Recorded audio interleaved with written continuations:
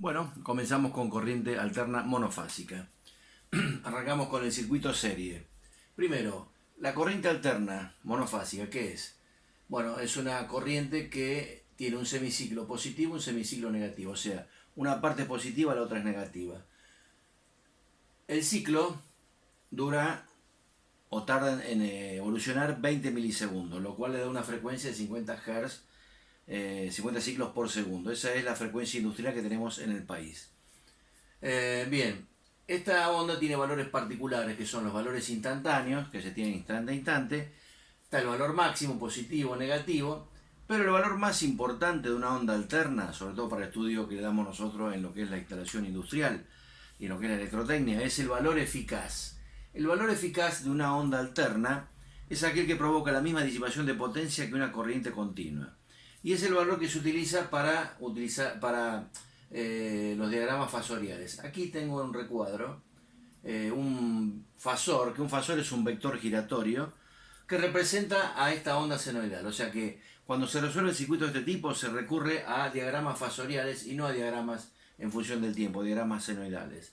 En el diagrama fasorial ubico el fasor y el valor eficaz que representa al mismo, a la onda. Bueno, analizamos el circuito serie. Está alimentado por una fuente de 220 voltios 50 Hz, que es la frecuencia de la tensión y frecuencia de red que tenemos en el país. Una resistencia de 10 ohms, una bobina de 50 milihenrios y un capacitor de 470 microfaradios. La corriente alterna produce una oposición en la bobina y en el capacitor que se contrarrestan. Esa oposición se denomina reactancia. En el caso de la bobina es reactancia inductiva y se obtiene a través de esta expresión. 2pi frecuencia L, o sea, es directamente proporcional. Aumenta la frecuencia, aumenta la reactancia. Y en este caso me da 15,7 ohms. La reactancia capacitiva es opuesta y quiere decir que cuando aumenta la frecuencia disminuye la reactancia, es inversa.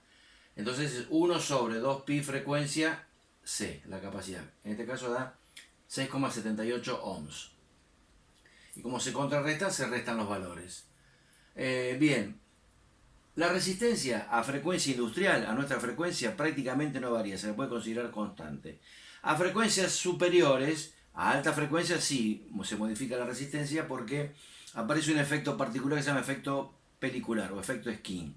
Pero no es el caso nuestro, como nosotros vamos a estudiar instalaciones industriales, olvídense eso, no lo vamos a tocar el tema, vamos a suponer que es constante.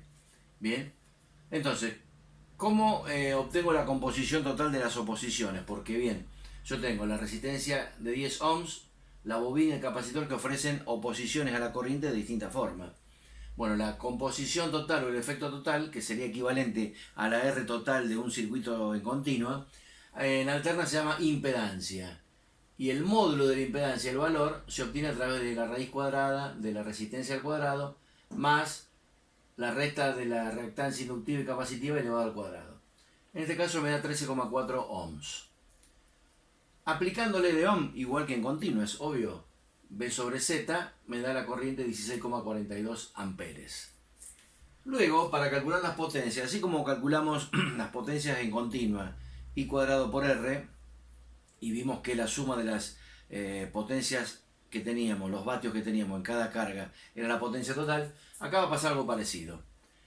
En realidad, filosóficamente pasa lo mismo, pasa parecido en el sentido que algunas unidades se repiten. Por ejemplo, la potencia activa es I cuadrado por R. O sea, lo que tenía en continuo lo tengo ahora únicamente en la resistencia. I cuadrado por R me da 2696 vatios. Pero en la bobina y en el capacitor ocurren también efectos de potencia y de energía. Son distintos porque en la resistencia se consume la energía, se transforma en calor. En cambio, en la bobina y el capacitor la energía se almacena. Se almacena en un semiciclo y se devuelve en el otro a la red. O sea, hay un intercambio de energía. Como son opuestas, la bobina y el capacitor, cuando la bobina almacena, el capacitor entrega. Entonces uno compensa el efecto del otro. Eso es un efecto fundamental porque permite la compensación, después lo vamos a ver más adelante, del efecto reactivo en las líneas. Bueno, entonces, la forma de calcularlo es similar. I cuadrado por XL, me da la potencia que intercambia la bobina. Lo mismo el capacitor, pero como uno contrarresta al otro, el capacitor es negativo. La potencia total que entrega la fuente de 220 voltios, se llama potencia aparente. La potencia aparente es la composición de la potencia activa y la suma algebraica de las potencias reactivas. En nuestro caso, operando me da 3613 volt ampere. Esa es la unidad de medida. Volt ampere es la unidad de medida de la potencia aparente. Repito, vatio la de potencia activa y la potencia reactiva es volt ampere reactivo, var. Entonces, este es el valor que me da de potencia aparente.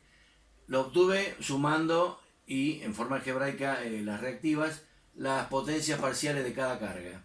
Así como ocurría en continua, que yo sumaba todas las potencias activas, me daba la total, acá voy a ver la potencia compuesta, que es 3613, y tiene que coincidir con el producto de la tensión y corriente que salen de la fuente. Bueno, si hacemos la cuenta, 220 por 1642 me da lo mismo, con un pequeño error por los decimales, pero se pone en evidencia, y debe ser así obviamente, que la potencia que se disipa en cada carga es la que entrega la fuente. O sea, siempre lo que consumen todas las cargas sale de la fuente, en continua, en alterna. ¿Está bien? En el próximo video vamos a ver estos mismos casos, pero para un circuito paralelo.